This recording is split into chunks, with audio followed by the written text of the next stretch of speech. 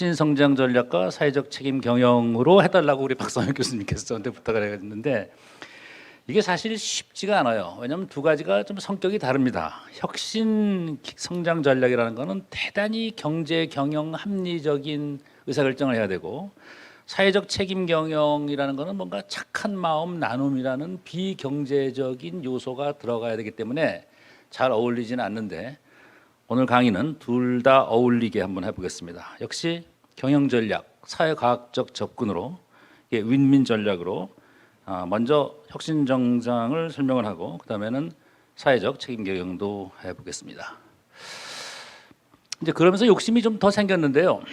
특별히 부탁을 받은 만큼 차라리 짧은 시간이지만 현재 우리가 당면하고 있는 문제를 한번 빨리 정확하게 다 해결해 보자. 현재 우리가 당면하고 있는 거는 세 개예요. 그렇죠?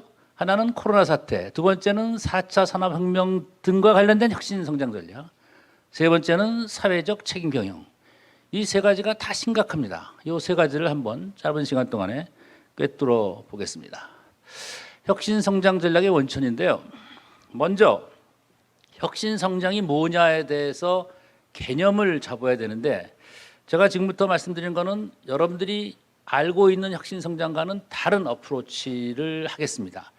반대는 아닌데 조금 더 포괄적이고 쉬운 어프로치이기 때문에 이거를 잡으면요 쉽게 여러분들이 혁신 성장을 할 수가 있고 누구든지 혁신 성장을 할 수가 있습니다. 옛날에 혁신 성장은 머리 좋은 사람이 혁신 성장을 하는데 제 말씀을 들으면 누구든지 할 수 있어요. 저도 옛날에 학교 다닐 때 공부 잘하는 사람은 머리 좋은 사람이 공부 잘하는 줄 알았는데 한 30여 년 동안 대학 교수를 여기저기서 해봤더니 그게 아닌 것 같아요. 누구든지 공부를 잘할 수 있더라고요. 그런 전략을 알려드리겠습니다. 혁신 성장 전략의 원천, 기존의 접근법은 무엇을 가졌느냐, what approach라 그래요. 새로운 접근법은 똑같은 걸 가졌는데 어떻게 이기느냐, how approach입니다. 기존에는 예를 들면 우월한 자원이 있어야 돼요. 우리 기업이 남들보다 더 잘하려면은 임금이 싸거나 그다음에 기술력이 높아야 된다라 그러는데 임금이 남들보다 싸거나 기술력이 높은 기업은 100개 중에 하나, 1000개 중에 하나, 10,000개 중에 하나예요. 사실은 비슷한 임금, 최저임금, 비슷한 기술을 가지고 이겨야 되기 때문에 how approach입니다. 비슷한 임금, 비슷한 기술을 가지고 어떻게 해야 되느냐. 그래서 한국 경제와 기업은 어떻게 성장해 왔는가. 그다음에 선진 기업의 성장 동력은 무엇인가. 역시 혁신이라는 단어가 되는데 좀 다른 각도로 보도록 하겠습니다. 자, 먼저 우리나라를 보면요. 이게 61년도, 60년 전에는 한국의 1인당 소득이 94불, 케냐라는 데보다도 가난했고요. 조금 더 보면은 다른 나라, 아르헨티나, 사우디아라비아보다는 훨씬 못합니다. 근데 맨 마지막에 우리나라를 보면은 우리나라는 어떻다고요? 우리나라의 소득은 3만 불이 넘고 그다음에 케냐는 1,몇백 불, 아르헨티나, 사우디아라비아보다도 우리가 훨씬 잘 삽니다. 무슨 말이냐?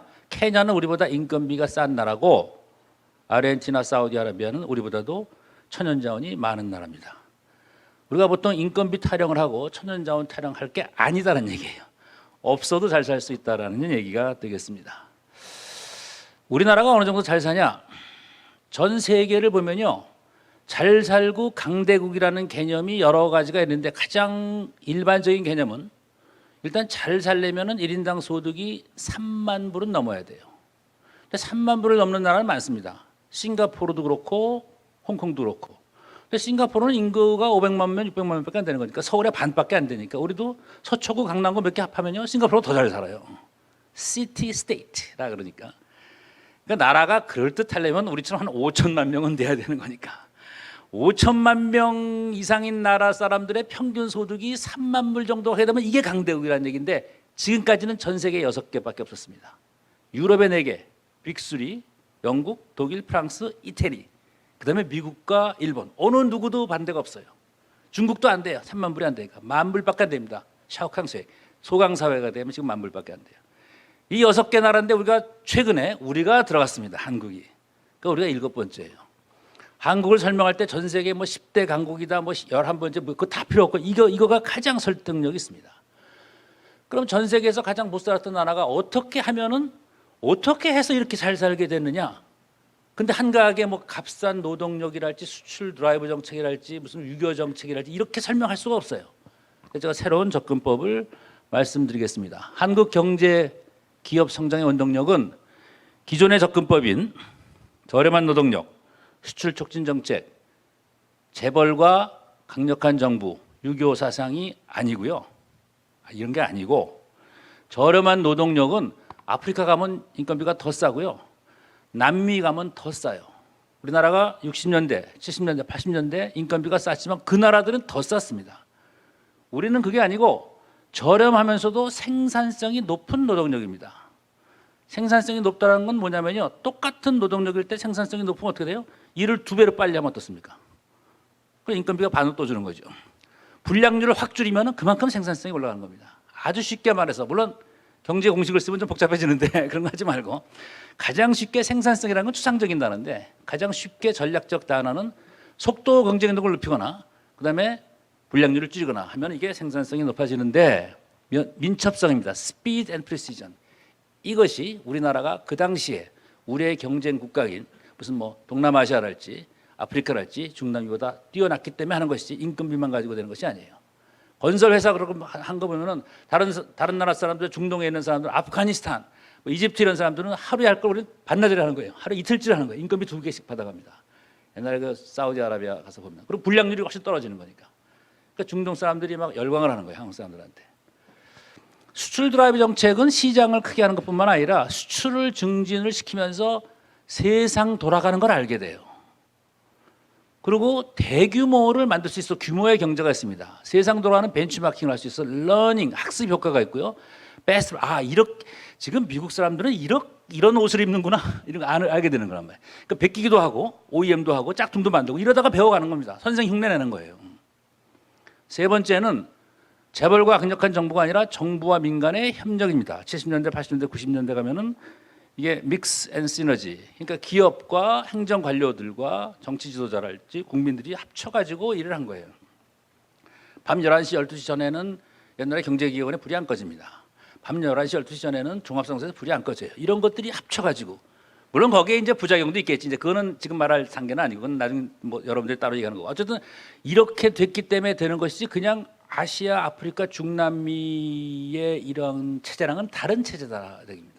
절묘한 융합이 있었기 때문에 그러고요. 맨 마지막에 중요한데 유교 사상이라 그러면 전부 반대를 안 하는데 사실은 반대입니다. 유교 사상에 있었던 나라들은 다 못 살았습니다. 왜 그러냐? 유교의 공자님 말씀은 안분지족의 현실에 만족을 해야 돼요. 산원공상. 왕은 왕이에요. 절대로 반역하면 안 됩니다. 귀족은 귀족이고 상민은 상민이고 노비는 노비. 노비는 나도 노비고 자식도 노비고 대대손손 노비예요. 팔자를 못 고칩니다. 절대 충성만 하기 때문에 돈을 벌고 경제 발전하는 것은 자기 신분을 바꾸는 거기 때문에 잘 안 맞아요. 유교 사상은 다른 데는 굉장히 좋은 게 많고 그런데 경제 발전에는 잘 안 맞습니다. 그래서 아시아의 4마리 용은 전부 중국식 유교 사상에서 벗어나면서 경제 발전합니다. 싱가포르, 중국에서 이민 온 사람들, 홍콩, 중국에서 쫓기고 맨 밑으로 간 사람들, 대만, 중국에서 전쟁에서 지고 난 다음부터 발전한 거고요. 우리도 조선시대에 유교 사상에서 벗어나면서부터 하는 겁니다. 그럼 왜 그러냐? 신분 탈출이 되니까 이제 나도 출세할 수가 있구나. 그러니까 공부하면 되는 거거든. 좋은 대학 들어가면 되고 고등고시 합격하면 되는 거. 그래서 교육열이 남보다 세지는 겁니다.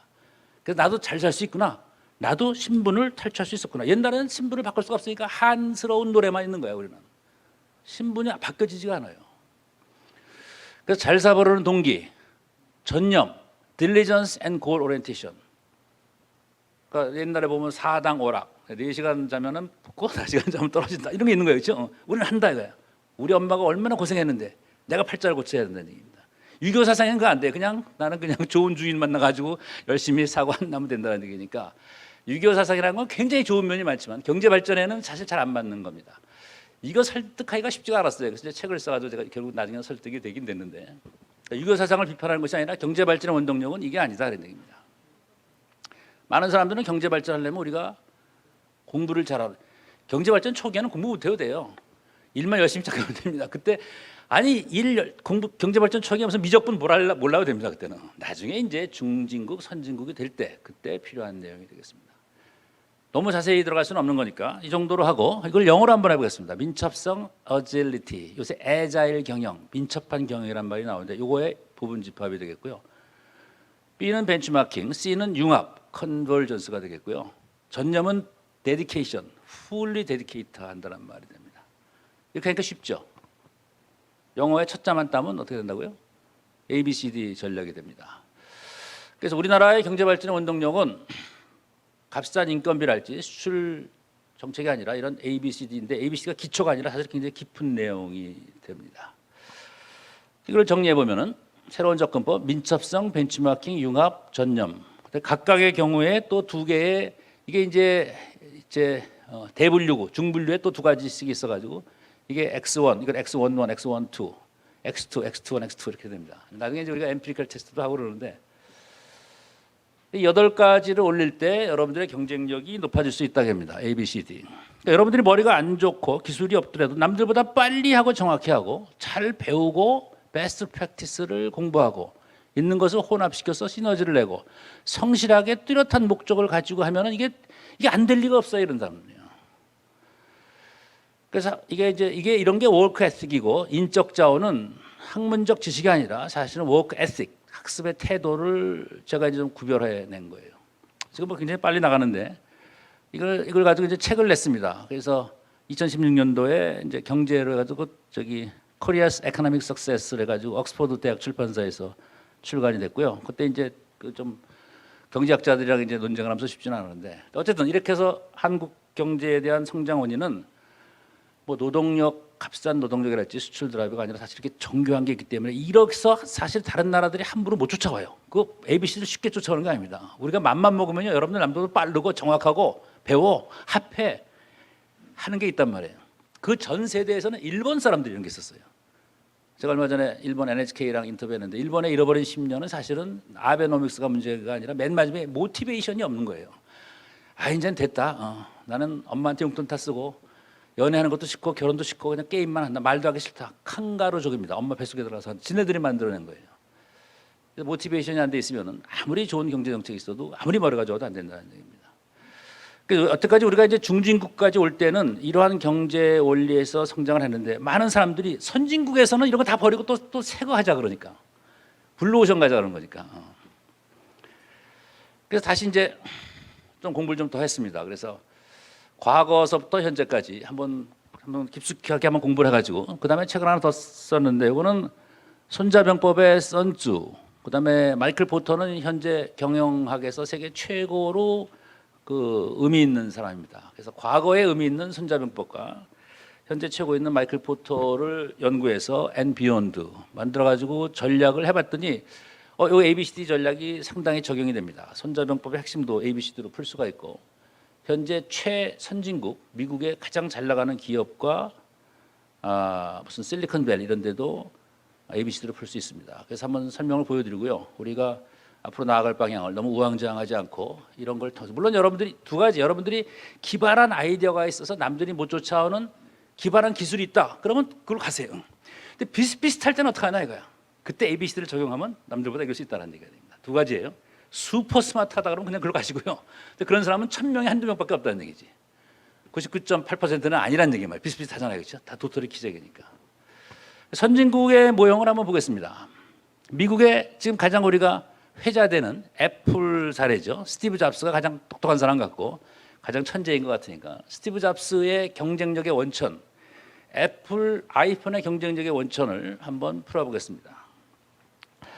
아이폰의 뒤를 보면은 요새는 없는데 처음에 10여 년 전에 아이폰이 처음 나왔을 때는 뒤에 이렇게 써 있어요.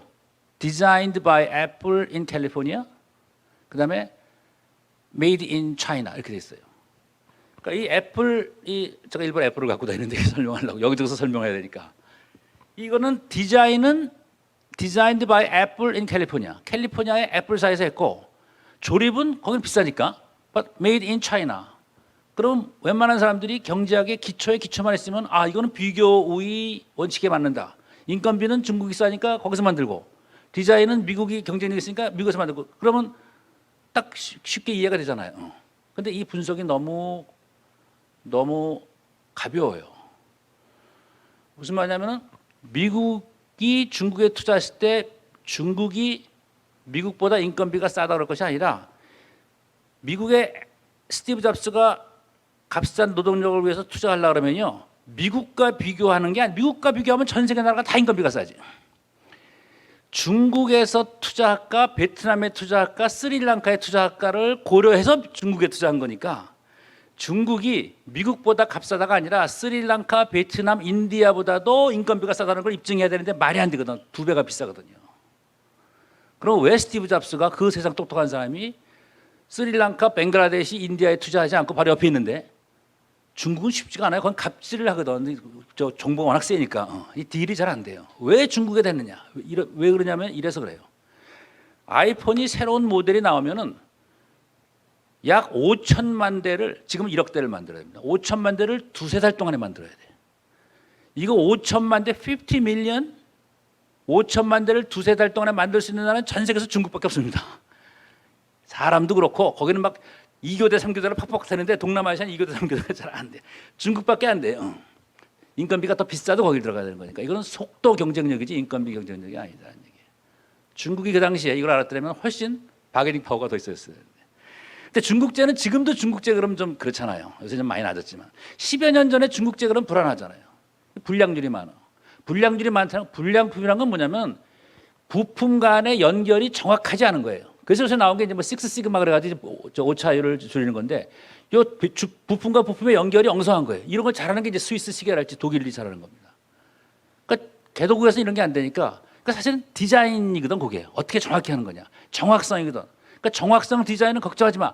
I'm gonna do it. 스티브 잡스가 이게 팔로알토에서 한다는 얘기예요. 그러니까 designed by Apple in California는 제품의 정확성을 얘기하는 거고 Made in China는 속도 경쟁력을 얘기하는 거다는 얘기예요. 그러니까 어질리티를 얘기하는 거고요. 두 번째, 스티브 잡스 얘기를 보면 이제 멋진 얘기를 하는데 그 한번 보면 뭐라고 했대? We do not grow most of the food we eat. 이런 말을 합니다. 이건 무슨 말이냐? 우리가 먹는 음식 내가 직접 만들지 않는다. 사서 먹잖아요. 그 다음에 두 번째는 We wear clothes other people make. 내가 입고 있는 옷도 내가 만든 게 아니잖아요. 세 번째, We speak language that other people developed. 영어도 내가 만든 게 안 들고 밑에 mathematics, 수학도 남이 만든 거를 내가 쓰는 겁니다. 전부 네가 만들려고 그러지 말고 있는 거는 갖다 써라 이런 얘기예요. 요새 지금 한국과 일본이 무역 분쟁이 있어가지고 일본이 화가 나가지고 우리나라의 주요 부품인 뭐 삼성전자에서는 뭐 어떤 걸 수출 안 하겠다 그러니까 우리나라에서 야 치사하다 그럼 우리가 전부 다 우리가 다 만들자 국내화하자. 경영학적으로 볼 때는 다 국내화할 수가 없어요. 일단 핸드폰에 들어가는 게 약 7천 개의 부품이 들어가는데 이걸 전부 국내화할 수가 없습니다. 만약에 한 대면요 값이 2배로 뛰고 만약에 한 대면 부품 질이 반으로 떨어져요. 안 돼요 이거는. 글로벌 밸류체인에서 해야 되는 겁니다. 있는 건 갖고 와야 돼요. 그다음에 남들이 못하는 것만 하면 되는 거니까. 그래서 그다음에는 뭐냐면 옛날에 이런 게 있었습니다. 뭐 이런 것도 있었고 이런 것도 있었고 뭐 셀폰 무전기 같은 것도 있었고 워크맨도 있었고 뭐 일회용 인스턴트 카메라도 있었고 이거 뭔지 아세요? 젊은 사람들 모르죠. 삐삐 전자손 이런 거 다 있었어요. 옛날에 그거 다 갖고 다녔어요. 옛날에 저 공항에서 뭐 외국 나가려면 이거 전자 하나씩 하나 살라 이거 하나도 안 사. 요새는 이걸로 다 해결이 되거든요. 이걸로. 이게 다 들어가 있는 거예요 여기에. 스티브 잡스는 자기가 만든 게 하나도 없습니다. 만든 걸 갖다 집어넣어. 그게 이제 이게 융합 기술이라는 얘기예요. 여기다가 조금 더 플러스 알파 하자. 앱스토어 집어넣고 아이튠스를 집어넣은 겁니다. 이게 이제 융합 능력이 되는 거예요. 만만지박에 우리가 사실 스티브 잡스를 좋아하는 거는 Stay hungry, stay foolish. 나는 아직도 배가 고프다. 나는 바보다. 죽는 날까지도 오늘 내 인생이 마지막이라면 나는 무엇을 할 것인가. 제가 이걸 가지고 학교에서 강의를 하면 학생들이 교수님 이거 인생이 피곤해서 어떻게 삽니까? 제가 생각하기엔 이 사람이 가장 훌륭한 사람인 것 같아요. 가장 행복하게 죽는 순간까지 자기 하고 싶은 거 하는 거니까. 인생의 성공은 뭐냐면은 내가 좋아하는 걸 남들보다 잘하는 거예요. 간단해. 내가 좋아하는 걸 남들보다 잘하는 거예요. 내가 좋아하는 걸 남들보다 못한다 그러면 아마추어고요. 내가 좋아하지 않는데 남들보다 잘한다는 고역이야. 고역. 고생하셨습니다. 내가 좋아하는 걸 이런 사람이 내가 좋아하는 걸 남들보다 잘하는 것 같습니다. 멋진 인생인 것 같아요. 보통은 스티브 잡스를 컴퓨터 천재다 이러는데 이 사람은 대학교 1학년 중퇴입니다. 아시다시피. 그것도 뭐 인문학 학교, 포틀랜드에 있는 리즈 칼리지라는 데를 다녀가지고 컴퓨터 수업이라는 건 들어보지도 않았어요. 그 살벌한 실리콘밸리에서 안 돼. 이거예요. 전략입니다. 비즈니스 전략입니다. 그래서 기술 디자이너, 그다음에 비즈니스 스트래티지스트예요. 빌 게이츠도 똑같습니다. 빌 게이츠는 대학교 2학년 중퇴, 스티브 잡스는 대학교 1학년 중퇴. 스티브 잡스의 경쟁력의 원천은 ABCD다. 속도 경쟁력과 벤치마킹을 잘하고 융합을 기가 막히게 잘하고 그다음에 하이리 모티베이트 된 거예요. 암 같은 거 상관없어요. 나는 죽는 날까지 내가 좋아하는 거, 즐거운 것을 하는 것이다. 이 사람은 사회공헌도 안 했어요. 그래도 가장 존경받는 사람. 사회공헌, I don't have time. I don't have time. 그럼 시간 있는 사람이 하고. 빌 게이츠도 안 했습니다. 은퇴하고 나서 사회공헌 하는 거예요, 요새는. 그래서 좀 이따 제가 사회공헌 할 때 어떻게 연결시키냐를 말씀드리겠습니다. 여기에 또 하나의 실리콘밸리도 제가 몇 년 전에 여기 안식년에 여기 학교에 있으면서 스탠포드에 있으면서 한번 연구를 해봤더니 실리콘밸리 그럼 우리가 보통 컴퓨터랑 IT에 관련된 산업의 메카다 그러는데 아닙니다. 가보면요 컴퓨터 IT뿐 아니라 모든 기업이 다 있어요. 세상에서 유명한 기업은 다 있습니다. 융합이에요. 여기도 보세요. 여기 지금 사진만 이것도 사진 일부야. 조교를 시켜가지고 만들라 했더니 자리 칸이 좀 모자라는데요 교수님. 모든 기업이 다 들어가 있어요. 전 세계의 다국적 기업이 다 들어가 있습니다. 그럼 캘리포니아에 있는 실리콘밸리의 경쟁력은 뭐냐? 빠른 속도입니다. 빠른 속도, 아이디어 개발, 상업화, 기업가 정신, 기술 및 경영 혁신이 미국의 어느 지역보다 빠르고요. 서로 보고 베껴요. 기업 간 상호, 학습과 벤치마킹. 그래서 모여 있는 겁니다. 인터랙션. 서로 보고 베끼는 거예요. 세미나도 있고 서로 이제 보고 베낀다는 건 좀 뭐하지만 단어를 좀 잘 사용. 서로 보고 공부한다. 크로스 벤치마킹 이러면 좀 멋있죠 단어가. 에코시스템, 컨버전스, 기본 산업, 관련 산업, 컴퓨터, 생명공학, 에너지, 금융, 법률, 경영이 다 있습니다. 그러니까 스탠퍼드 대학 같은데 가보면은 만약에 실리콘밸리가 컴퓨터랑 전자공학, IT만 좋다 그러면은 전자공학과만 좋을 거예요. 근데 스탠퍼드 대학은 다 좋거든요. 다 이렇게 관련 융합이 돼 있어야 된다라는 얘기가 되겠습니다. 모티베이션, 미국 내에서 가장 활발한 기업가 정신이고 여기 보면 내가 여기서 성공 못하면 난 죽는다는 얘기예요. 이게 미국의 아메리칸 드림이 가장 있는 겁니다. 여기서 성공 못하면 다른 데 가서는 절대로 성공 못하는 거니까 반드시 성공하는 겁니다. 인도에 있는 많은 인도인들은 경쟁력이 없지만 실리콘밸리에 오면 경쟁력이 생기는 거예요. 여기 마지막이니까. 하이리 모티베이션, 데디케이션. IQ랑 상관없습니다. 보통 문헌이랄지 이런 데서 얘기해 보면 왼쪽에 있는 단어를 많이 씁니다. 실리콘밸리의 경쟁력의 원천은 다이내믹스다. 인터랙션이다. 에코시스템이다. 모티베이션 이런 단어를 4개 쓰는 사람 한 사람도 없고요. 맥시멈 2개, 3개 쓰는데 쉽게 설명을 하면 ABCD거든요. 다. 이게 더 설명하기 쉬우니까. ABCD를 지금 여기까지 설명하려면 학교에서 한 반 학기 정도는 와야 되는데 여러분들은 이제 경륜이 많이 있으니까 한 반 학기 정도 오는 걸 왔는데 그러니까 뭐를 했냐면 여태까지 3개의 사례를 들었는데 우리나라가 가장 못 살았을 때 중진국, 선진국 문턱까지 왔을 때 사실은 인건비가 아니라 ABCD가 남들보다 뛰어났다는 거고요. 그 선진국 되면 어떻게 되느냐? 다 버리냐? 조광지철을 다 버리느냐? 선진국의 모델 스티브 잡스를 봐도 이것도 ABCD고 기업뿐만 아니라 경제의 지역 산업 단위를 보더라도 ABCD가 적용이 된다는 얘기가 되겠습니다. 이 정도만 얘기하고요. 관련 논문이 여기 있고요. 나중에 자세한 건 또 나중에 뭐 제 홈페이지 한번 들어가서 보시던가요. 자, 그다음에 코로나 사태를 보겠습니다. 여기서부터 좀 더 흥미진진해야 되는데 코로나 사태를 보면은 또다시 위기. 2가지 견해가 있습니다. 여러분들 신문을 보면은 첫째는 재앙이다. 대공황 이래 최악이다. 지나친 세계화에 대한 우려. 두 번째는 생존을 넘어서 번영이다. 더욱 효율적인 세계화가 필요하다. 그러니까 긍정적 사고냐 부정적 사고냐. 당연히 긍정적 접근해야 됩니다.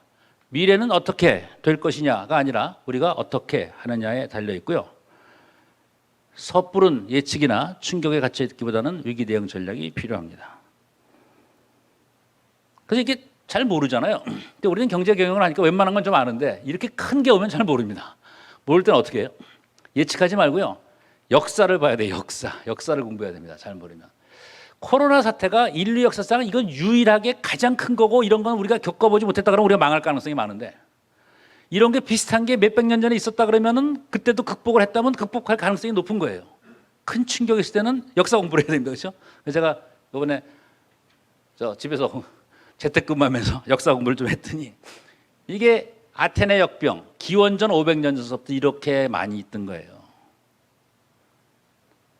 이 중에서 몇 개만 보겠습니다. 흑사병 1347에서 1350년 14세기에 유럽을 휩쓸었던 흑사병 많이 들으셨죠? 네.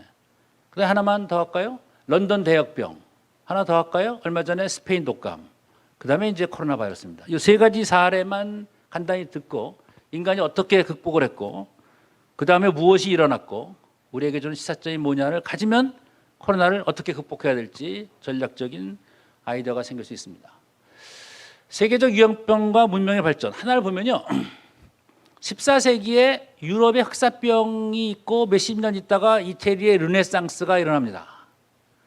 리오나르도 다빈치가 항상 인류 역사상 최고의 천재인데 이 사람은 그림도 잘 그리고 의학도 잘하고 과학도 잘하고라는 비관련다가 아니라 그 사람의 그림 속에는 과학이 들어가 있고 인문학이 들어가 있어요. 모나리자. 그게 모나리자 미소는 가장 이쁜 미소가 아니라 움직이는 미소예요. 거기다가 과학이 들어가 있기 때문에 그렇습니다. 이 세상에서 가장 그림을 잘 그리는 사람이 아니라 가장 처음으로 인문학과 과학과 페인팅을 융합한 사람이에요. 관련다가 큽니다. 그다음에 콜럼버스가 지구는 둥글다. 전 세계를 돌았고 그전에는 말도 안 되는 얘기지. 코페르니쿠스가 이것을 이론화해가지고 천문학을 발전시킵니다. 이게 르네상스가 되는 거예요. 300년 있다가 런던 대역병이 일어나가지고 전부 재택근무가 할 때 그때 아이작 뉴턴 만유인력 법칙을 만든 사람 사가 떨어지는 거. 사가 떨어지는 것만 가지고 이렇게 유명하지는 않겠지. 그러니까 런던에 대역병이 있어가지고 재택근무를 하면서 아이작 뉴턴이 한 6개월 동안 집에서 공부하면서 미분적분을 만들어냈대요. 미적분을. 원래 옛날에 독일의 뭐 라이프니츠도 미적분을 만들어내고 뉴턴의 힘의 법칙, 만유 인력의 기본 원리, 그다음에 광학 실험을 해가지고 하얀 빛을 쪼갰더니 빨주노 접한하고 뭐 이러고 그러니까 이 정도 했으니까 유명한 사람입니다. 어쨌든 이때 가만히 있는 것이 아니라 이런 그 재택근무를 하면서 이런 걸 만들어낸 거예요. 그다음에 제임스 와트가 증기관을 만들고 그다음에 이제 아담 스미스가 사회과까지 해가지고 경제학의 할아버지가 되면서 그다음에 이제 제2의 문해혁명, 제2의 르네상스는 영국에서 일어나게 됩니다. 세 번째, 스페인 독감은 1917년, 1918년 1차 세계대전이 끝날 무렵이었는데 사실은 스페인 독감은 미국 독감이에요.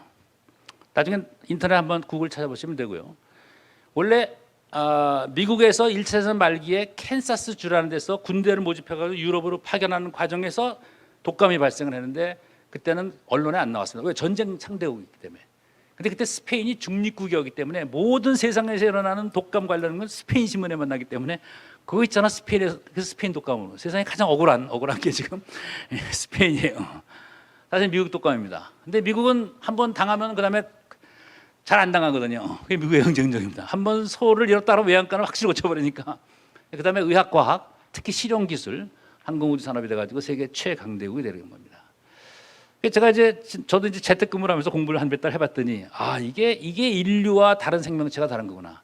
다른 생명체는 재앙이 있으면 서바이벌만 하면 자기 다 한 거예요. 서바이벌만 하면 다른 생명체는 발전 안 하잖아요. 근데 인류는 한번 어려움이 있으면은 물론 희생하시는 분들 있겠지만 살아남은 걸로 만족을 못해. 억울하잖아. 내가 얼마나 희생을 치렀기 때문에 여기서 오케이 더 나가는 겁니다. 그러니까 여러분들 지금 사업해가지고 다 성공한 사람은 다 실패 경험이 있기 때문에 성공한 거지 뭐. 완전히 금수저는 별로 없어요. 실패를 딛고 올라가는 겁니다. 그냥 실패해서 본전만 하면 그거는 다른 생명체고 인간은 더 올라가야 된다는 얘기입니다. 그러니까 코로나 바이러스 제가 중국에서 강의한 건데 온라인으로 강의했는데 하도 뭐 우한 출신이다 그래가지고 제가 이걸 강의했더니 중국 사람들이 되게 좋아하더래요. 그러니까 상관없어. 이런 데서 다 문명이 생겨나고 그러는 거니까. 근데 우리 지금은 옛날과는 달리 이때는 과학 발전이 없었어요. 그때 이제 만유인력 법칙 이렇게 만들어내고 때 이게 얼마나 힘들었습니다. 지금 AI라는 게 있습니다. 인공지능, 빅데이터가 있고 클라우드가 있고 디지털 트랜스포메이션이 있으니까 이제 4차 산업혁명으로 하는 거예요. 이거를 잘 활용을 하면 엄청나게 생산성이 높아질 수 있다. 그래서 코로나 바이러스를 빨리 더 많이 발전할 수 있는 것이 그 다음 토픽 4차 산업혁명으로 들어갈 수가 있습니다. 그 다음에 이제 또 언론을 보면은 이번에 코로나 사태 때문에 예측을 많이 해가지고 어떤 나라가 어떠냐 이카노미스트에서 나온 건데 차이나는 잘 될 것 같은데 뭐 유럽은 안 될 것 같다. 근데 이런 게 의미가 없어요. 다른 나라가 잘 될 것 같다면 이민을 갑니까? 국적을 그만 바꿀 수가 없어요. 또 어떤 언론에서는 예를 들면은 산업 간 차이. 다시 말하면 헬스케어는 잘 되는데 무슨 뭐 그냥 일반적인 금융은 잘 안 된다. 그럼 직업을 바꿀 수가 없잖아요. 헬스케어가 잘 된다가 뭐 은행하는 사람이 헬스케어로 바꿀 수는 없는 거 아니에요. 직업을 못 바꾸는 겁니다. 가장 의미 있는 거는 같은 산업 내에서 왜 어떤 회사는 잘 되고 왜 어떤 회사는 못 되는가를 결정해야 돼. 더 급하게는 같은 회사 내에서 왜 저 친구는 잘하는데 왜 나는 못하냐 이걸 따져야지. 이 산업보다 저 산업이 잘한다는 건 산업 간 이동이 단기간에 불가능하기 때문에 사실은 시사점이 없다는 얘기예요. 그래서 같은 산업 내에서도 헬스케어만 하더라도 어떤 기업은 20% 이상 성장을 하고 어떤 기업은 마이너스 30%고 테크놀로지에서 어떤 기업은 20%고 어떤 기업은 왜 이러냐 이거야. 이걸 이제 제가 여러 가지 사례를 가지고 지난 재택근무하면서 분석을 해봤습니다.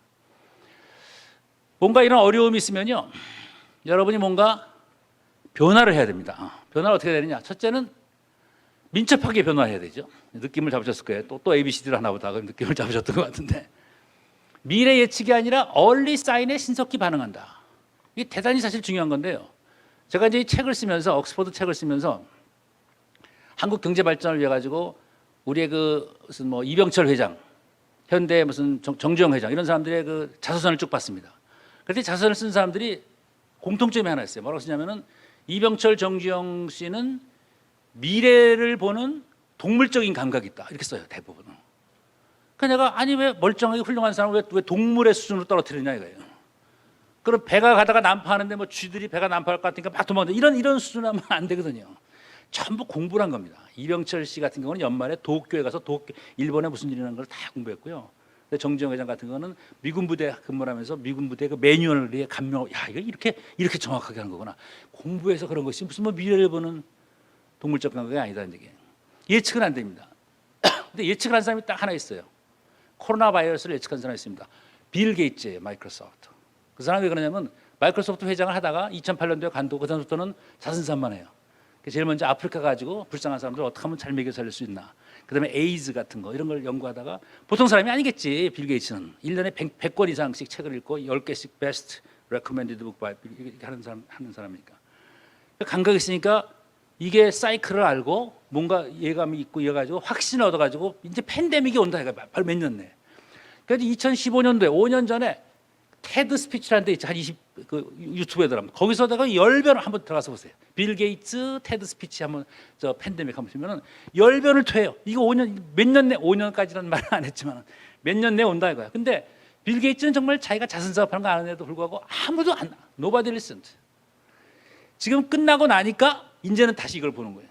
얼마 전에 CNN에 나와서 빌 게이츠 얘기했더니 지금 more than 90% of people see now after coronavirus, not before coronavirus. 예측은 하기도 쉽고요. 예측을 해도 안 들어요. 예측하지 말고요. 미래 예측 못 합니다. 그건 점쟁이나 아니면 동물이나 하는 거지 사람은 미래 예측 못 해요. 단지 경험이 있으면 어떠한 심틈이 나타나면은 그것에 대해서 경륜을 가지고 아 이건 의미 있다라고 하는 것이 경륜자지. 아무것도 아니라는데 난 뭐 그건 불안해. 그건 실패 확률이 90%가 됩니다. 안 일어날 확률이 90%가 되는 거니까. 그럼 어떻게 하면 그런 경륜이 있어야 되느냐? 그 공부해야 돼요. 벤치마킹. 과거 및 현재의 베스트 프랙티스를 합니다. 일단 공부하기 전에 이제 빅데이터도 봐야 되고 빅 저지먼트도 해야 되고 과거 및 현재의 베스트 프랙티스를 본 다음에 과감하게 혁명적으로 바꿀 것이냐 아니면은 혁신만 할 것이냐를 결정해야 됩니다. 항상 혁명이 좋은 건 아니에요. 어느 정도 혁신도 좋습니다.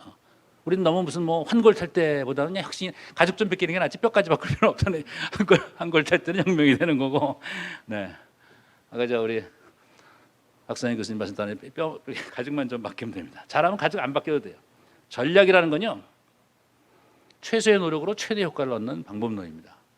환골 탈퇴했지 가죽을 벗길 때 되면 굉장히 어려운 상황이 되는 거예요. 그렇게 어려운 상황 가기 전에 미리 준비해서 건강 진단도 받고 그래야 되는 거니까 이게 잘 배워가지고 이런 벤치마킹합니다. 융합 관련 분야를 여러 가지 관련 기술 인간 그것도 이제 선택과 집중이 아니라 서로 다른 전문성을 연결시키는 전문성이다. 이게 이제 피터 드러커가 얘기한 거예요. 상위의 전문성은 전문성을 연결시키는 전문성이다. 아까 우리 이 수상하신 분들 얘기할 때도 보면 다 한 가지만 하다가 몇 가지를 합쳐가지고 그렇죠? 뭐 인간과 사회와 무슨 뭐 건축과 환경과 연결되는 거고 하나만 하는 것보다는 옆에 이게 잘 해야지 이게 의미가 있다는 얘기입니다.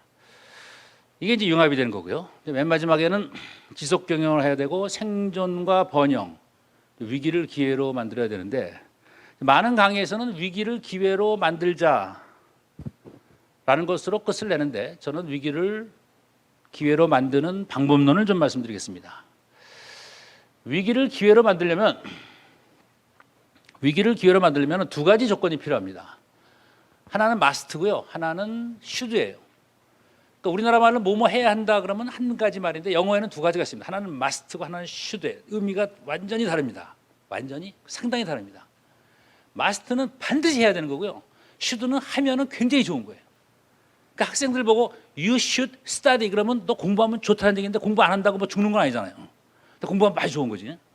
근데 만약에 법을 지켜야 된다 할지, 뭐 군대를 가야 된다 할지, 이거 빨리 너 올라가야 된다 이런 거는 안 하면 죽는 거니까. 마스트는 그냥 선택해가지고 해야 되는 겁니다. 근데 슈드는 거기다 플러스 알파 하면 굉장히 좋은 거니까 위기를 기회로 한다 그럴 때 가만히 있는다고 기회가 되는 것이 아니라 해야 되는 것을 반드시 하고 거기다 플러스 알파에서 슈드까지 해야 기회가 오는 것이지 가만히 있으면 안 된다는 얘기입니다. 요새 무슨 온라인 강의를 한다 할지 AI가 있다 할지 이럴 때는 어느 정도는 여러분들 하셔야 돼요. 나는 모르겠다 하면 절대로 기회가 안 오지.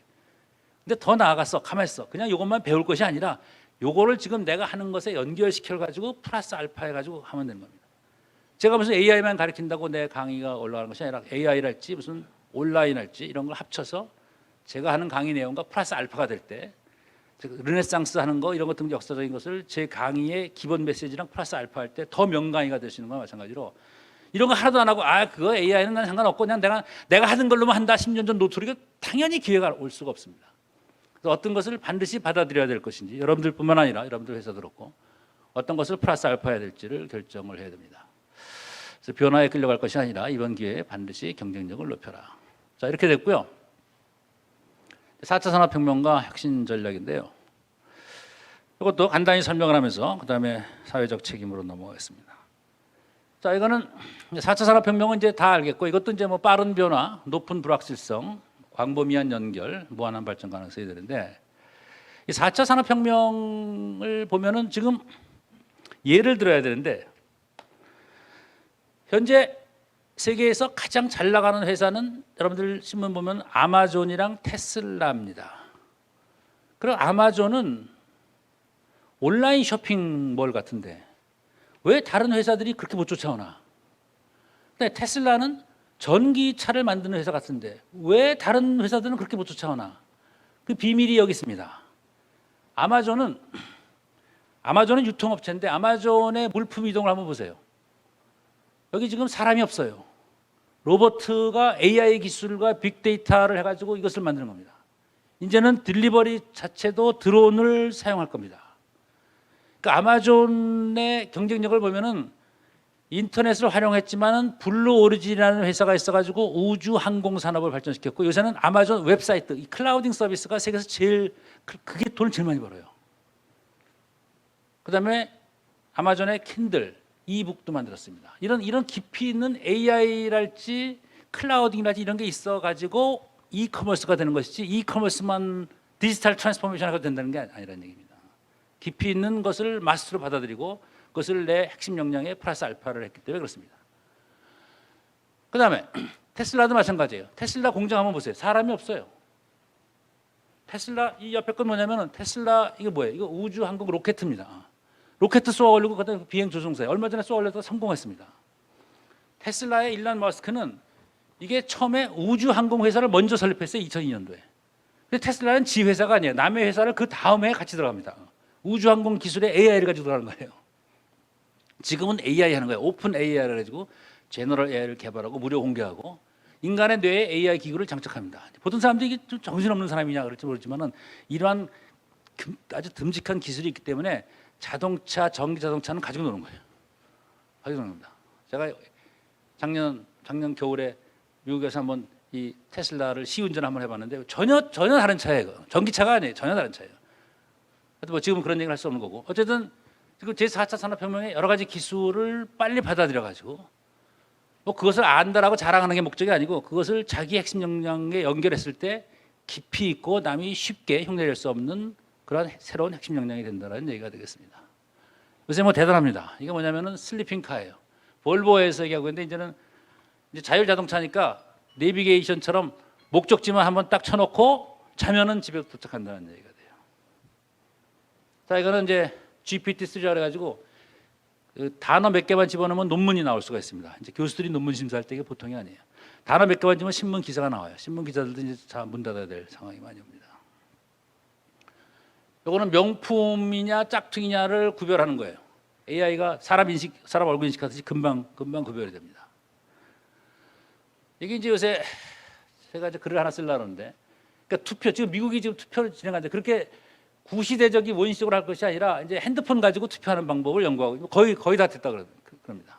우리가 마치 은행을 가지고 이게 돈을 이걸로 이게 이제 블록체인 테크놀로지를 사용하고 이게 가능하고요. 그래서 이게 세상이 많이 바뀌고 있습니다. 그래서 이런 식으로 발전하고 있고요. 맨 마지막 주제로 기업의 사회적 책임과 이것을 어떻게 연결시켜야 되느냐. 자, 이거 하겠습니다. 사회적 책임 경영과 지속 성장. 먼저 사회적 책임 그러면요, CSR이라 그래요. 기업의 사회적 책임, CSR. 그다음에 공동 가치 창출은 Creating Shared Value, CSV인데 여기 좀 사실 단어가 좀 잘못됐습니다. 그래서 제가 새로 만들어낸 게 기업의 사회적 기회, Corporate Social Opportunity, CSO로 만들었는데요. 그 CSR과 대끼는 CSO지 CSB가 아니거든요. 근데 왜 CSB라 하냐? 이 마이클 포터가 만들어놨기 때문에 이게 잘 못 움직여요. 그 사실은 CSB는 CSR, Responsibility를 오퍼추니티로 만드는 방법론입니다. 방법론일 때 같이 하면 좋다라는 얘기가 되기 때문에 방법론을 해야 되는데 매개변수로 해야 되는데 이걸 다른 걸로 해버린 거니까. 어제 그건 그런 거고, 그건 좀 학자들이 해야 될 일이고. 차이는 CSR은 책임은 내가 좀 손해 보더라도 사회를 도와주는 거예요. 사회의 어려운 이웃에게 꿈과 희망을 선사한다. 진정성 있게 한다. 자발적으로 한다. 나 천사 같은 말인데 이 사회과학하는 사람들은 착하지 말라는 것이 아니라 이게 약간 합리성이 좀 뒤떨어지니까 도와주다가 자기 망하면 안 되잖아요. 새로운 개념은 이게 아니고 사회의 어려운 이웃이 자립할 수 있도록 해줘야지. 진정성이 아니라 생산성 있는 사회공헌 활동을 하자. 자발적이 아니라 자발적 플러스 효율적으로 하자 이런 얘기입니다. 그러니까 이거를 버리고 이거 하자는 것이 아니라 요거 플러스 이거를 하면은 이게 이제 CSO가 되기 때문에 가운데서 사회적 이익도 주면서 기업의 이익도 줄 수 있는 가운데로 가자라는 얘기가 새로운 CSO의 개념이고요. 이게 보면 이제 보통 사회적 활동은 생존을 위한 단계. 이게 많은 사람들이 착한 사람도 있지만 어떤 약간의 사회적 보험입니다. 국민 정서가 있으니까. 두 번째는 착한 사람이에요. 자기 만족. 도와주면 천사. 이거 도와주면 좋거든요. 도와줄수록 좋습니다 이게. 세 번째는 이미지 제고. 네 번째는 경쟁력 강화인데 많은 사람들이 이거지만 이거는 얘기하기 싫으니까 안 하고 보통은 이거나 이겁니다. 천사표. 그다음에 하면은 이미지가 좋아지더라는 얘기입니다. 그런데 우리 같이 경제 경영을 좀 본격적으로 하는 사람은 이거 가지고 만족하지 않고 이건 당연한 거고 이러면서도 내가 더 잘할 수 있는 경쟁력 강화를 위한 CSO를 하자. 거기에 대해서 예를 하나 들어보겠습니다. 어떤 게 있냐면요. 좀 지나가도록 하고요. 자, 이 예를 들겠습니다. 네슬레의 인도 진출. 네슬레라는 스위스에서 이유식 과자 만들고 분유 만들고 이런 회사 아시죠? 그 회사가 이제 인도에서 분유 과자를 이유식 만들어서 인도 시장을 공략하려고 하는데 세계적인 회사니까 스위스에서 기계도 가져가고 기초적인 원료도 가져가고 기술자 가고 뭐 다 가는데 못 가는 게 있어요. 우유를 갖고 갈 수가 없잖아요. 스위스에서 인디아까지. 그러니까 몇 개의 원자재는 현지 조달을 해야 되기 때문에 우유를 인도에서 조달해가지고 만들어야 될 거 아니에요.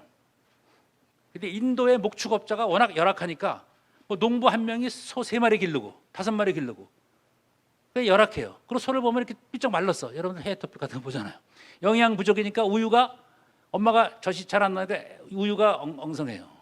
뿐만 아니라 우유가 생산되더라도 그걸 달구지에 담아가지고 공장까지 오려면 2박 3일이 걸리니까 오다가 다 상해버려요. 그래서 어떤 문제가 생겼느냐 이렇게 생깁니다. 인도의 모가라는 지역에서 네슬레는 우유 공급이 필요했음. 그러나 이 지역의 우유는 품질이 떨어졌고 운반 수단도 열악했어.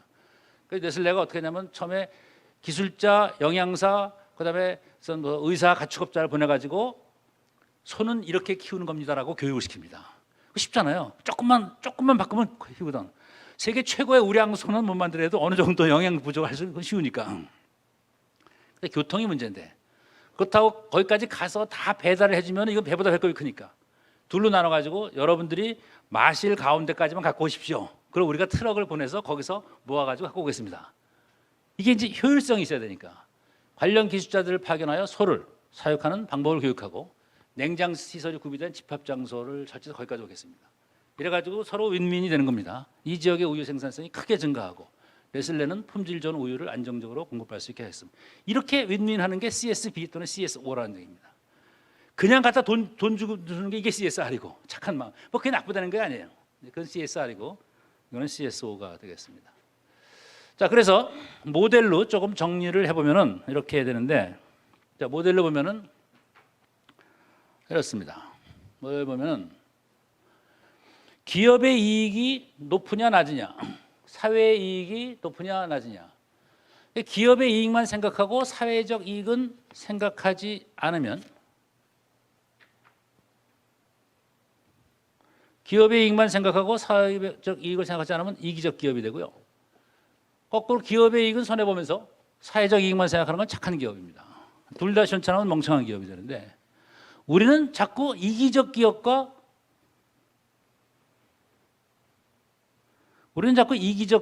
착한 기업 일로만 가라 그러는데 답은 여기서 일로 가는 건 당연한 거고요. 여기서 일로 가는 게 답이에요. 더.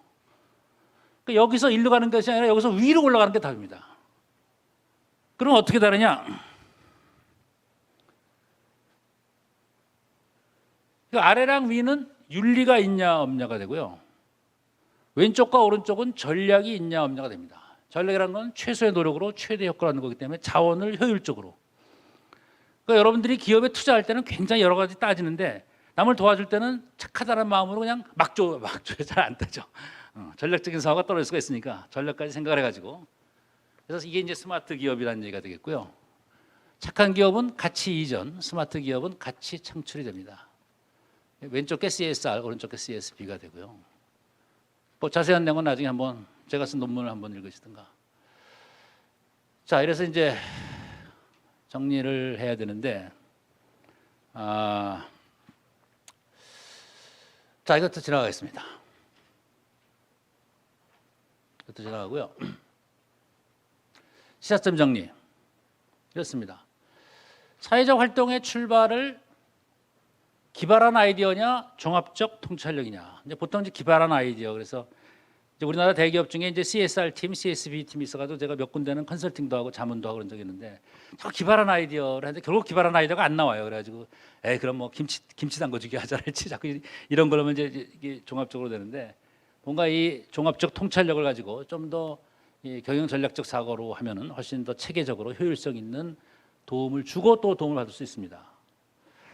이것도 이제 사회적 활동의 대상도 이것도 지금 ABCD로 하고 있습니다. 무조건 빨리 할 것이 아니라 좀 정확하게 잘하겠다는 얘기고 활동의 대상을 착한다는 마음만 아니라 가치 창출이라는 것을 목표를 두고 하면은 훨씬 윈윈이 나올 수가 있고요. 세 번째는 사회적 책임이 아니라 책임 플러스 기회다. 그래서 기회로 보는 게 좋고요. 마지막으로는 일방적인 자선 활동이 아니라 스마트한 경영 전략, 새로운 경쟁 우위를 창출하는 목적입니다. 자, 시사점을 한 번 더 정리하면 저를 보세요. 그러니까 내가 남을 도와준다라는 거는 이제 인간 본연의 자세거든요. 그러니까 기분은 좋은데 뭐가 문제냐면 내가 좀 여유가 있으면 남을 도와주는 건 상관없는데 내가 힘들 때는 남을 도와줄 수가 없고 힘들 때는 안 도와주는 것에 대해서 충분한 익스큐즈가 생겨요. 저도 학교에 기관장을 해보고 그랬더니 이제 기부하던 기업들이 좀 어려우면 원장님 이번엔 좀 쉬겠습니다. 그냥 어려우니까 이제 좀 안 도와할 수 없잖아요 지금. 근데 관념을 바꿔서 내가 도와주는 것이 일방적이 아니라 내가 도와주면서 나도 도움을 받는다. 아까 네슬레 같은 경우 이거 안 도와주면 회사 문을 닫아야 돼요. 우유업자가 다 망해버리는 거니까. 그러니까 내가 도와주면서 내가 도움을 받는다라는 그런 게 있으면요 어려울 때도 도와주고 어려울 때 더 도와줄 가능성이 있습니다. 보통 사람들 제가 어디서 특강하고 그러면은 교수님 CSR 이런 거는 이건 대기업만 하는 것이지 뭐 중소기업 힘들. 아니 이게 일방적으로 도와주는 거는 중소기업이 힘들겠지만 도와주면서 뭔가 도움을 받을 수 있다 그러면요 이게 중소기업도 그래서 전략적인 거를 잘 하면요 이게 새로운 파트너가 생기는 겁니다. 가장 값싼 파트너가 생기는 겁니다. 근데 일반적인 파트너는 비싸요. 근데 사회적 책임 경영 같은 걸 잘하면은 값싼 파트너가 사회에 있으니까 도와주면서 엄청난 도움을 받을 수가 있어요. 그래서 이렇게 하면은 기업은 나눔을 베푼다라는, 좀 미안합니다, 오만한 자세가 아니라 내가 이렇게 베푸는데 나도 도움을 받는다는 겸손한 자세를 임해야 됩니다. 잠깐 오만해질 수 있잖아요. 이렇게 도와주는데. 사회도 기업이 돈이 많아서 나한테 주는 것이 아니라, 이 세상에는 두 가지 조직이 있습니다. 하나는 가치를 창출하는 조직이 있고, 하나는 가치를 분배하는 조직이 있습니다. 가치를 창출하는 조직은 기업 하나예요. 나머지는 다 가치를 분배하는 조직입니다. 가치하는 창출하는 조직을 반기업적 정서로 하면 이게 창출이 안 되는 거니까. 그러니까 사회도 가치 창출을 북돋워 주고 그 가치 창출의 열매를 같이 쉐어하는 겁니다. 그래서 사회도 기업의 본질을 이해하고 기업을 가치 창출의 가장 핵심이라는 기업을 성원해야 되기 때문에, 이런 것도 그냥 베푼다라는 것이 나쁘다는 것이 아니라 그것을 조금 더 그 경영 전략적으로 보면은 이게 굉장히 윈윈으로 굉장히 더 단단한 이런 논리를 세울 수 있어가지고 오히려 CSR, 남을 도와주고 도움을 받는 것을 지속할 수 있습니다.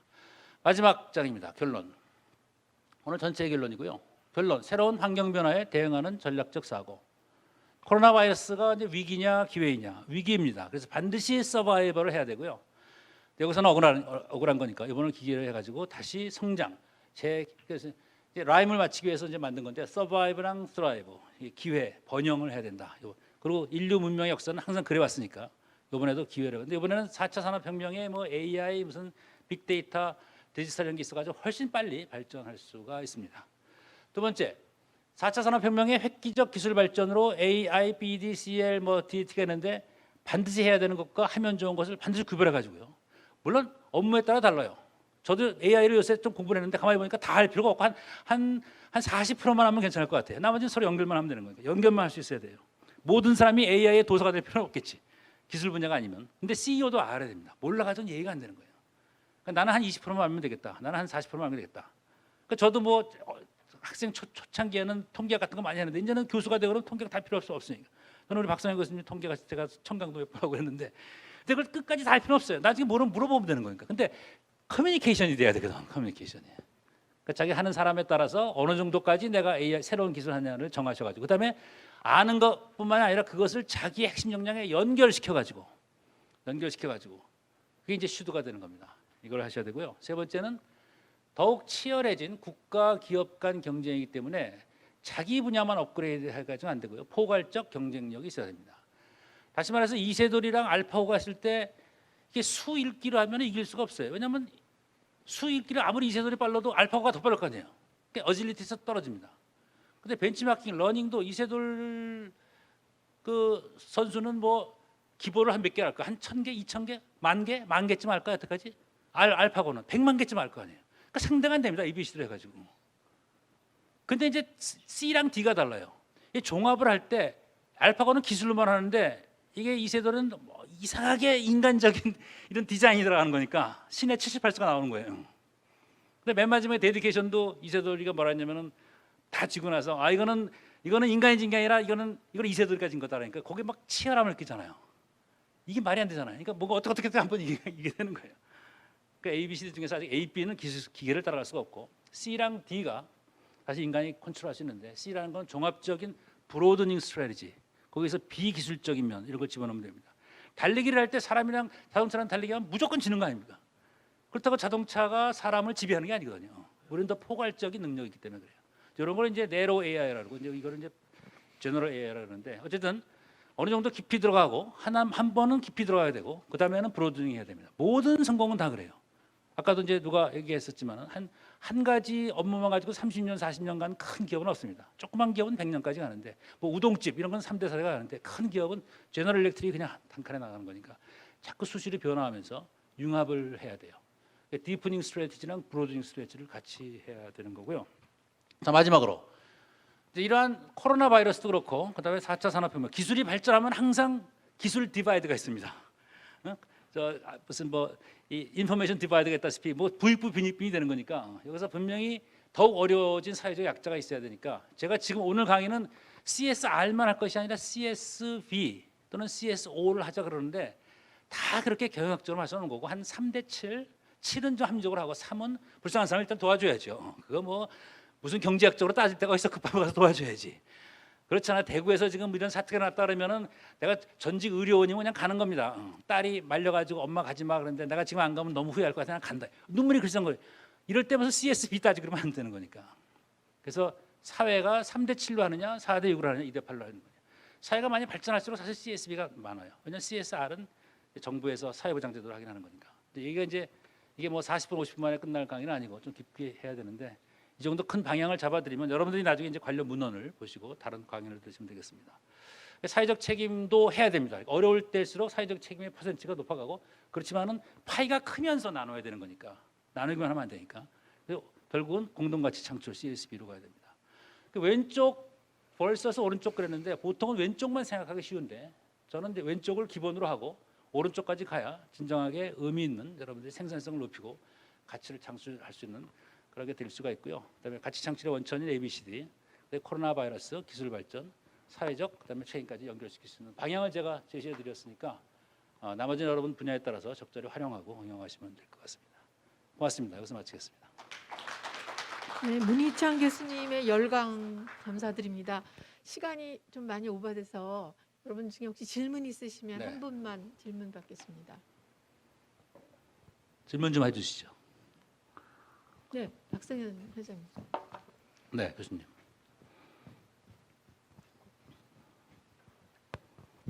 다른 분들이 질문이 없는 것 같아서 제가 간단한 질문을 하겠습니다. 감사합니다. 이렇게 시간 내주셔서. 오늘 강의한 내용들도 질문하는 건 아니고요. 교수님은 지금 뭐 미국도 잘 아시고 중국도 또 잘 아시고 우리나라의 경영 상태도 잘 아시니까 질문인데요. 지금 뭐 이제 미중 간의 갈등이 많이 심하잖아요. 지금. 그래서 미중 간의 갈등 속에서 한국의 현 위치와 앞으로 어떻게 나가면 좋을까? 이게 한국이 양자 태길 관계로 들어가게 되면 굉장히 어려울 것 같은 생각이 들기도 하거든요. 그래서 이런 문제가 결국은 우리나라의 궁극적인 그 기업의 성장에도 영향을 줄 것이다 이런 생각이 들어요. 혁신 성장은 물론이지만 그래서 그런 문제에 대해서 궁금해서 한번이랑 여쭤봅니다. 네. 제가 대답하고 싶은 질문 중에 하나인데요. 이게 이제 아까 우리 교수님이랑 잠깐 얘기했는데 제가 중국 모 대학의 해외 특임 교수로 있기 때문에 1년에 몇 번 가서 특강 갔을 때 작년 말에 이런 질문이 나와가지고 한번 강의를 한 적이 있는데요. 특강을 가지고. 일단 우리가 이제 제가 오늘 좀 시간은 짧지만 예를 들면 각각의 개념에 대해서 성장 전략이 뭐냐, 혁신 전략이 뭐냐 해서 약간씩 다른 어프로치를 했는데 조금 크게 봐야 돼요. 처음에는 전략가라는 거는 조그만 게 아니라 이제 크게 봐야 되는데 일단 미중 그 텐션의 가장 기본이 보통 사람들은 미중 무역 분쟁이라 그러는데 거기서부터 이게 잘못된 거거든요. 그게 아니고요. 지금 뭐 대통령이 누가 될지 모르지만은 지난 4년 전에 트럼프 대통령이 이긴 이유는 요것 때문에 이긴 건데 무슨 말이냐면 Great America Again은 뭐냐면은 미국 경제가 안 좋으니까 다국적 기업이 미국과 장사를 하려면 다른 나라에서 만들어서 미국에 수출하지 말고 미국에 들어와서 미제를 만들어서 팔려는 얘기입니다. 그러니까 우리 국제 경영하는 사람이 보면은 다국적 기업이 미국으로 수출 정책이 아니라 미국에 들어가는 해외 직접 투자 정책으로 바꾸라는 얘기입니다. 근데 지금 많은 사람들은 앞에 것만 봐가지고 미중 무역 분쟁이니까 미중 무역 분쟁은 결국 근린 궁핍박 정책이기 때문에 다 망하기 때문에 결국은 다 망한다 가지고 트럼프 나쁜 사람 이렇게 말하는 그건 경제학만 하는 사람이 그래요. 경제학 경영을 같이 하는 사람은 이거는 무역 어느 누구가 무역하지 말라는 사람이 세상에 어디 있겠어요. 수출을 하지 말고 들어와서 하라는 얘기입니다. 그 들어와서 이렇게 하려 그랬더니 그러니까 하이 아메리칸.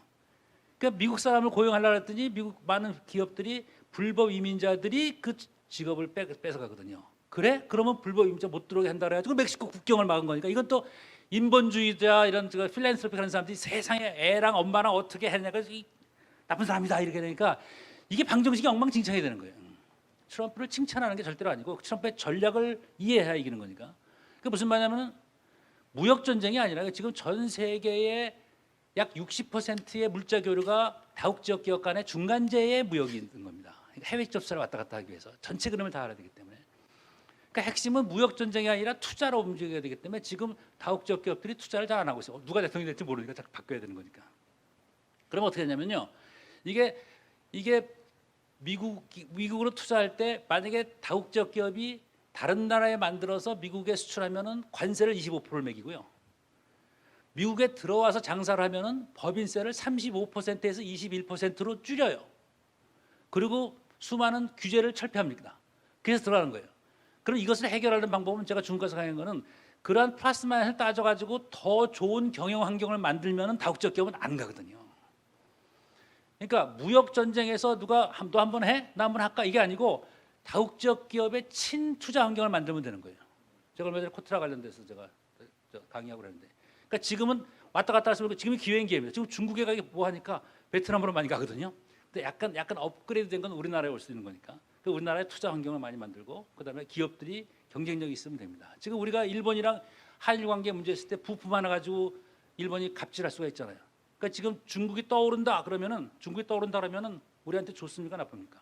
우리가 경쟁력 있는 기업은 우리한테 좋아요. 시장이 커지네. 경쟁력이 없는 기업은 이게 큰일 났다. 나는 경쟁력이 잃는다는 얘기예요. 그래서 우리가 국가 간의 경쟁을 사실은 기업 간의 경쟁으로 봐야 되고요. 근데 무역 분쟁을 투자 환경으로 봐야 되고 사실 이런 것도 기회입니다. 지금 전부 중국이 세계의 공장이라 그래가지고 중국에만 투자했는데 지금 약간 흔들어놨으니까 누가 대통령이 되는 간에 중국은 흔들게 마련입니다. 근데 아주 값싼 거는 저쪽으로 가죠. 뭐 스리랑카 뭐 이런 데 가지만은 꽤 괜찮은 거는 우리나라 올 수 있는 거니까 여러분들이 경쟁력 높이면요 이거랑 상관없이 우리나라가 더 좋은 기회가 될 수도 있습니다.